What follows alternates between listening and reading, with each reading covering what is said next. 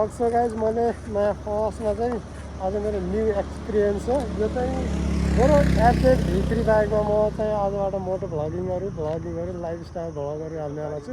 So guys त्यसैले तपाईँ मेरो युट्युब च्यानल नयाँ नहुनुहुन्छ भने लाइक सेयर सब्सक्राइब गरेर सपोर्ट गर्न पनि नबिर्सिनु होला। म अब यो लाइफको एक्सपिरियन्सहरू यो बाइकमा भएको एक्सपिरियन्सहरू सेयर गर्छु है, त्यही भएर मेरो भ्लगहरूलाई मन पराइदिनु होला। सो गाइज आजको मेरो फर्स्ट राइड हुँदैछ होइन। फर्स्ट राइडमा के हुन्छ अब हेरौँ, नयाँ एक्सपिरियन्स न्यू होइन नयाँ भ्लग। सो गाइज यो चाहिँ मेरो बाइक हो, योमा चाहिँ म राइड हान्नेवाला छु। ओके यसमा चाहिँ बाइक सँगसँगै म चाहिँ आज जाँदैछु फर्स्ट राइडमा। Okay let's go.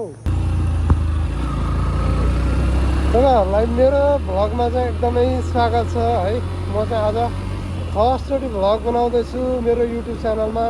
तपाईँले मेरो युट्युब च्यानलमा हेर्न सक्नुहुन्छ राजेश V3 भ्लगमा। अब मेरो लाइफस्टाइलमा होइन जे हुन्छ जस्तो हुन्छ मोटो भ्लगहरू सानोबाट स्टार्ट गर्दैछु। सो गाइस तपाईँहरूले साथ र सपोर्ट दिनु होला।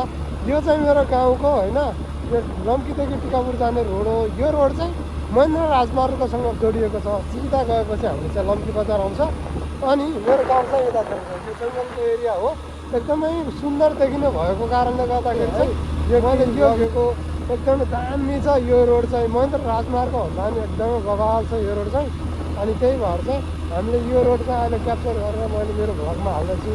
मेरो ठाउँहरू कस्तो लाग्यो तपाईँले कमेन्ट गर्न पनि नबिर्सिनु होला।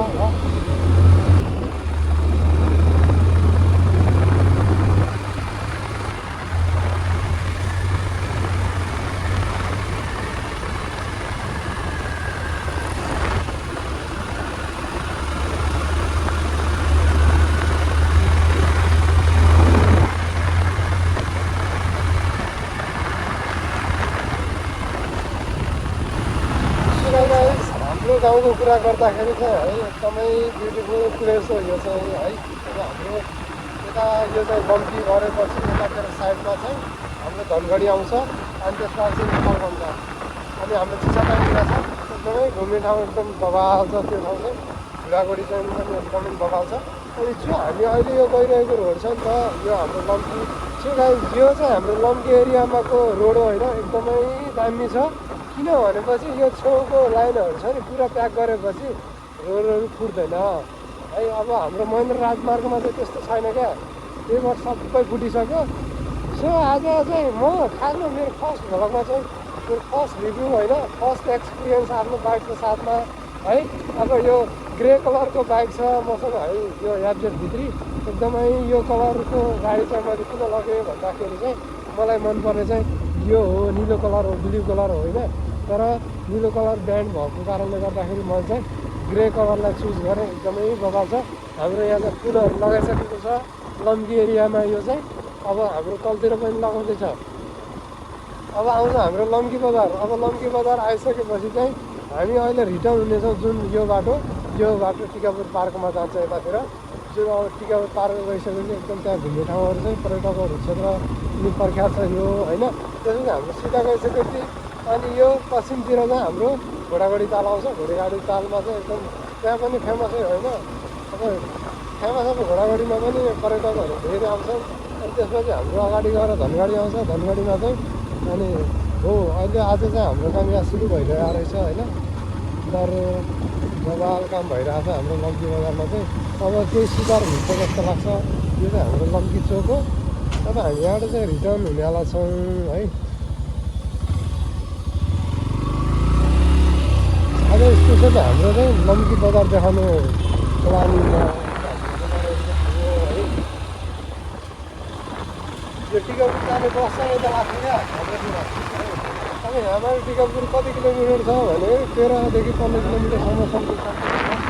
हाम्रो लम्कीको बजारको रोडहरू हो है। अब हामी सिधा गएपछि चाहिँ हामी टिकापुर पार्क भन्ने आउँछ।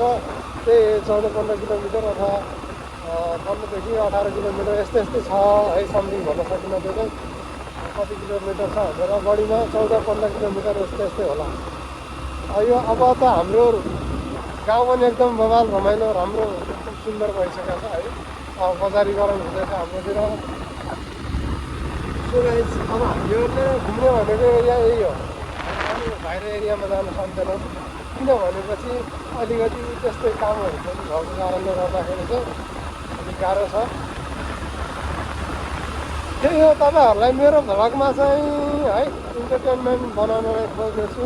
सो गाइस सानो सानो क्लिपहरू अनि राम्रो राम्रो एकदमै तपाईँहरूलाई मन खुसी हुने खालको भ्लगहरू बनाइरहेको छु। सो गाइस साथ सपोर्ट हुने पसन्द होला दिइराख्नु होला।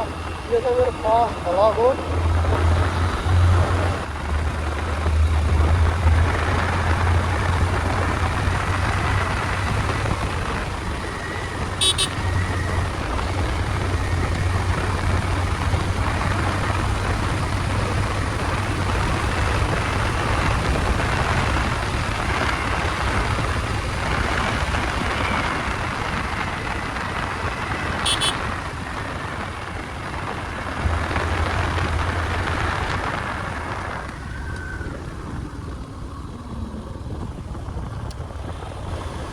यो चाहिँ हाम्रो गाउँ हो।